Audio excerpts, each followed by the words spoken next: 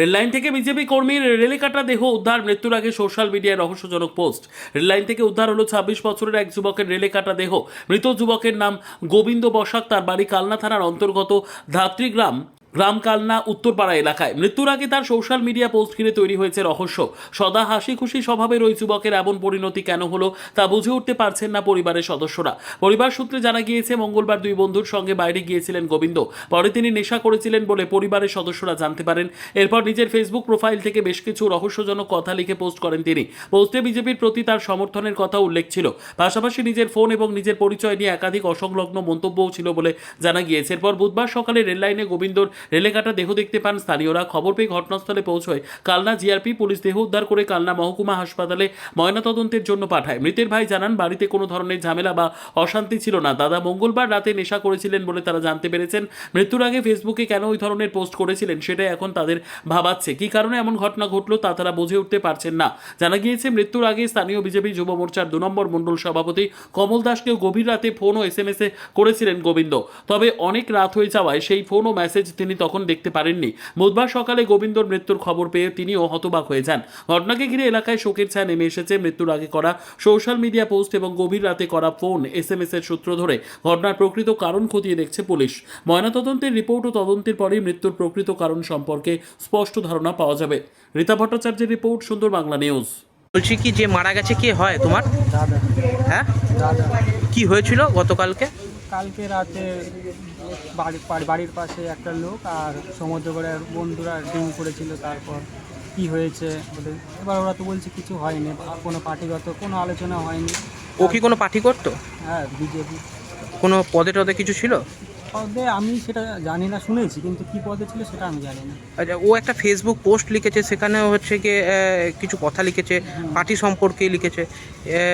তারপরে হচ্ছে কি তার মৃতদেহ উদ্ধার হয়েছে রেল লাইনে। এতে কি তোমাদের কোনো কিছু কিছু মনে হচ্ছে যে কোনো কারণ বা? আমাদের বাড়িতে তো তেমন কিছু হয়নি। এবার যদি যাদের সাথে ছিল তারা হয়তো এটা ভালো জানবে, কারণ আমাদের বাড়িতে আগামী অনেক দিনের মানে মাস সপ্তাহে বলতে পারো কোনো ঝামেলা অশান্তি কিচ্ছু হয়নি, কিচ্ছু না। আচ্ছা, মানে তোমাদের কি কোনো সন্দেহ বা কিছু রয়েছে? কিছু নেই।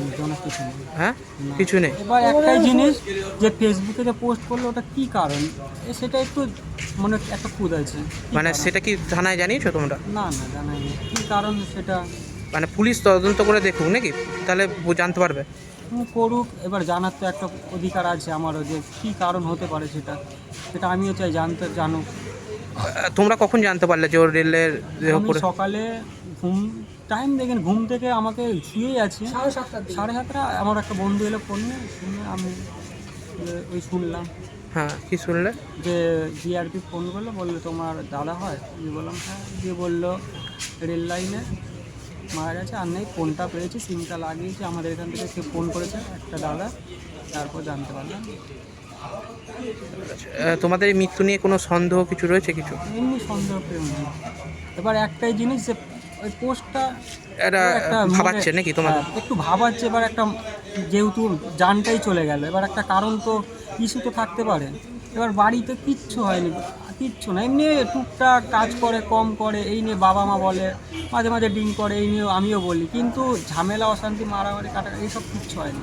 না, ওকে আগামী 2 সপ্তাহ 3 সপ্তাহ কিচ্ছু বলা হয়নি। কি নাম তোমার? আমার নাম বিশ্বনাথ বসাক। আর যে মারা গেছে তোমার দাদা? গোবিন্দ বসাক। আমাদের এক বিজেপি কর্মীর মৃত্যু হয়েছে রেলে কাটা পড়ে। সে ফেসবুকে একটি পোস্টও দিয়েছে, আপনাকেও হচ্ছে কি একটি মেসেজ করেছিল গতকাল রাত্রিবেলায়। কি বলবেন এই বিষয়ে? সেটা হচ্ছে গতকাল গভীর রাতে সে আমাকে হোয়াটসঅ্যাপে মেসেজ করে যে দাদা তোমাকে খুব মিস করছি, তোমাকে অনেক দিন দেখিনি, তুমি আমার রাজনৈতিক জীবনের গুরু, এই ধরনের কিছু পোস্ট। এবং তার সঙ্গে আমি যেদিন মারা যাব সেদিন দলের পতাকা দিয়ে আমার শরীরে মুড়ে দেবে, এরমই একটা পোস্ট করেছে। মানে আপনাকে ব্যক্তিগত মেসেজ দিয়ে? ব্যক্তিগত আমাকে মেসেজ করেছে এবং ফেসবুক স্ট্যাটাসে আপনার এখানে লিখেছে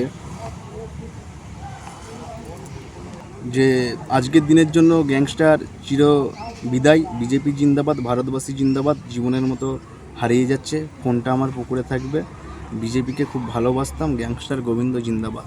মানে ওর নাম কি গোবিন্দ নাকি? ওর নাম গোবিন্দ, আমরা ওকে সবাই ভালোবেসে গ্যাংস্টার বলতাম, কারণ সবার থেকে ছোট আর সমস্ত কাজে পারদর্শী ছিল দলের, সেই হিসাবে।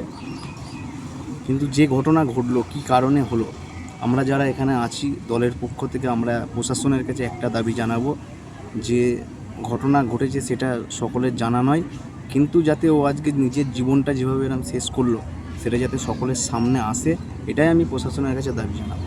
আচ্ছা, হচ্ছে গিয়ে আপনাদের কি কোনো সন্দেহ কিছু রয়েছে? সন্দেহ তেমন তো কোনোদিন আমরা কিছু দেখিনি, ছেলেটা খুব ভালো ছিল এবং ওর শত্রু আছে বলতে এরকম আমাদের জানা নেই, সকলেই ওকে ভালোবাসতো।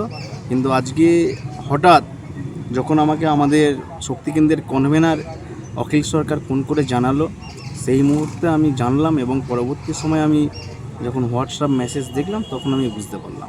আচ্ছা, ও কি কোনো পদে ছিল বিজেপি? হ্যাঁ, আমার যুব মোর্চার পূর্বস্থলী দক্ষিণ বিধানসভার 2 নম্বর মণ্ডলের যুবর আপনার অফিস সেক্রেটারি ছিল। কি নাম আপনার? আমার নাম কমল দাস। আপনি কি পদে? আমি যুব মোর্চার মণ্ডল সভাপতি। কত নম্বর মণ্ডল? 2 নম্বর মণ্ডল।